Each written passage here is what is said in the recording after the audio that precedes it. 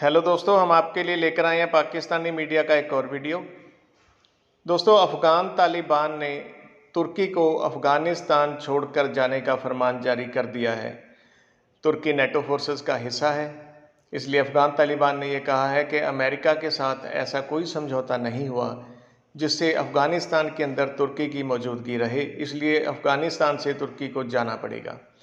दोस्तों, दूसरी तरफ पाकिस्तानी मीडिया ने एक भारतीय अखबार के हवाले से ये खबर दी है कि भारत और तालिबान के बीच बातचीत शुरू हो गई है, जो भारत के नज़रिए से बहुत ही पॉजिटिव कदम है।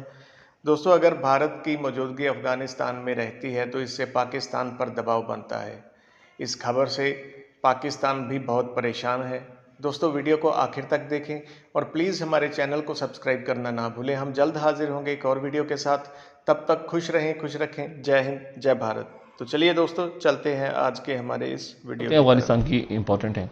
एक बात हुई कि तालिबान ने कह दिया है कि तुर्की जो है वो भी यहाँ से निकल जाए।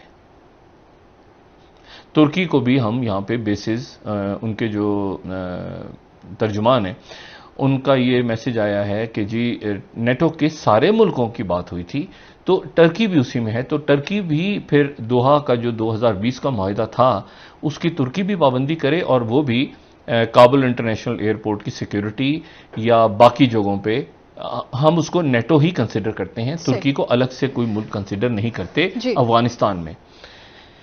अच्छा, अब ये बयान बड़े अजीब से मौके पे आया है तालिबान की तरफ से, यानी इसका मतलब ये है कि जो टर्की अब अच्छा, एक तो ये हुआ, दूसरा ये कि आर्म कंसर्न्स क्या हो सकते हैं डॉक्टर साहब? नहीं, उन्होंने कहा है कि 1 मिनट ठहर जाए ना, मतलब हमारा फड्डा है, हमारा और अमेरिका का फड्डा है, नेटो का।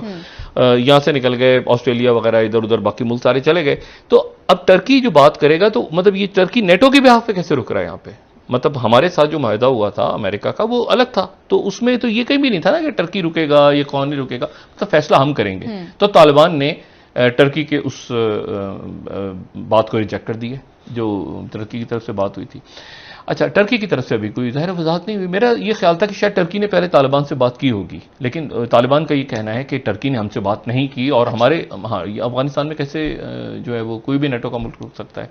अफगानिस्तान में मसला तो 40-50 सालों से है, लेकिन इस वक्त जब हम देखते हैं पिछले 6 महीने साल से, तो हालात बहुत ज्यादा खराब हैं।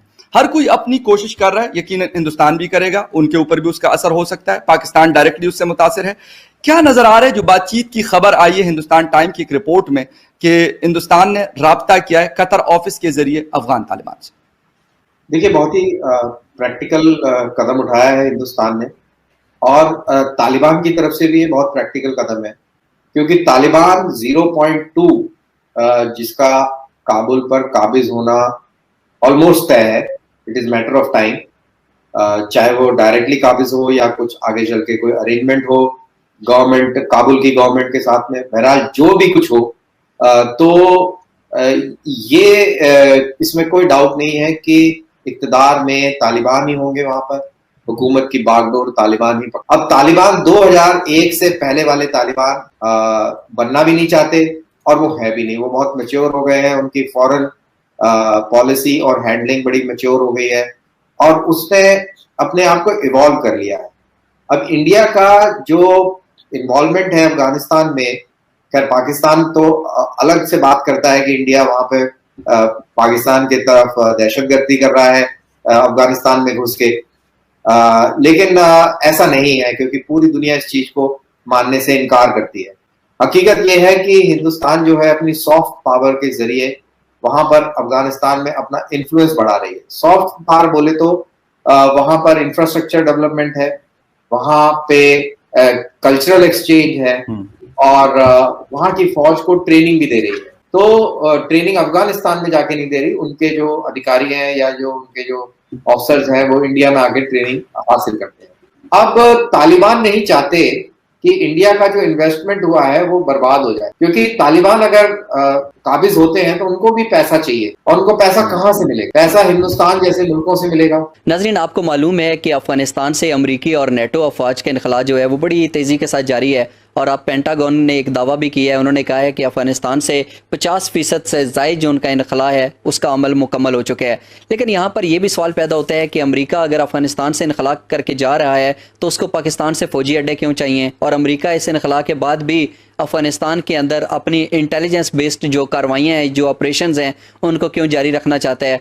और अगर पाकिस्तान अमेरिका को फ़ौजी अड्डे नहीं देता और अफ़गानिस्तान से इनखला के बाद वहाँ पर यकीनी तौर पर उसकी अपनी भी कोई एयर बेसेस मौजूद नहीं होंगी, तो फिर अमेरिका अफ़गानिस्तान से हज़ारों किलोमीटर दूर रहते हुए वहाँ पर इंटेलिजेंस बेस्ड ऑपरेशंस जो हैं वो किस तरीके से कर सके। और इसके साथ साथ हिंदुस्तान टाइम्स की तरफ से एक बड़ा अहम दावा सामने आया। उन्होंने कहा कि जो हिंदुस्तान है उसकी जो अफ़गान तालिबान के रहनुमा हैं उनके साथ बाज़ाब्ता तौर के ऊपर पहली दफ़ा बातचीत हुई है। तो क्या वाकई ये जो खबर सामने आई है इसमें कुछ हकीकत हो सकती है? अगर ये हकीकत है तो क्या अफ़गान तालिबान हिंदुस्तान के साथ वाकई अपने तल्लुकात को बेहतर अंदाज में एक दफ़ा जो है वो इस्तेवार कर सकते हैं और एक अहम पेशरफ्त सामने आ सकती है? अगर ऐसा हुआ तो इस पेशरफ्त के बाद पाकिस्तान, ईरान, चीन और रूस जैसे जो ममालिक हैं, क्या वो उनके लिए इस तरह की कोई भी पेशरफ्त या अफ़गान तालिबान और हिंदुस्तान के दरमियान जो बढ़ते तल्लुकात होंगे वो काबिल कबूल होंगे, या फिर इन ममालिक की तरफ से भी एक शदीद रद्द अमल सामने आ सकता है? जैन साहब, हिंदुस्तान टाइम्स ने अपनी एक रिपोर्ट में दावा किया है कि भारत ने जो कुछ अफ़गान तालिबान के रहनुमा हैं उनके साथ उनकी बातचीत हुई है, और हमने देखा कि हम सबका प्रोग्राम्स में भी बार बार डिस्कस करते रहे कि हिंदुस्तान बड़ी कोशिश कर रहा था कि किसी तरीके से इनखला के बाद वो अफ़गान तालिबान के साथ अपने तल्लुकात को इस्तेवार करे, असर और रसूख अपना पैदा करे। तो मौजूदा सूरत हाल के पेश नज़र क्या ये कहना दुरुस्त होगा कि हिंदुस्तान ने कोशिश की अफ़गान तालिबान के साथ बातचीत करने की, लेकिन अफ़गान तालिबान हिंदुस्तान के साथ बातचीत के मूड में नजर नहीं आते? देखिए, ये कहे कोई कि अगर उनका पहले भी तालिबान से कोई राब्ता नहीं था तो वो गलत होगा। भारत ने तालिबान के मुख्तलिफ जो फैक्शंस हैं, छोटे धड़े हैं, उन लेवल पे कहीं ना कहीं अपनी पहुंच रखी हुई थी, उनसे राब्ता रखा हुआ था, क्योंकि ये इंटेलिजेंस का काम होता है कि वो दूसरी साइड की खबर लेते रहते हैं ताकि ये ना हो कि अचानक उनको कोई नई चीज़ नज़र आ जाए और जिसके लिए आप तैयार भी ना हो, फिर आपको मसला बन। लिहाजा अपने आप को तैयार रखने के लिए वो हर कदम पे इंफॉर्मेशन लेते रहते हैं। और चूँकि तालिबान जो हैं इनकी इंफॉर्मेशन लेना जो है वो मुख्तलिफ तरीक़ों से वो इंफॉर्मेशन वगैरह दे के तो वो कलेक्ट करते हैं, लेकिन ये बड़ा ज़रूरी होता है कि आप डायरेक्ट रब्ता रख के तो 1 to 1 चीज़ें दें किसी से, ताकि उसमें शक व शुबा हो। क्योंकि इंडिया ने मिसाल के तौर पे अपनी पॉलिसी आगे के लिए वज़ा कर दी,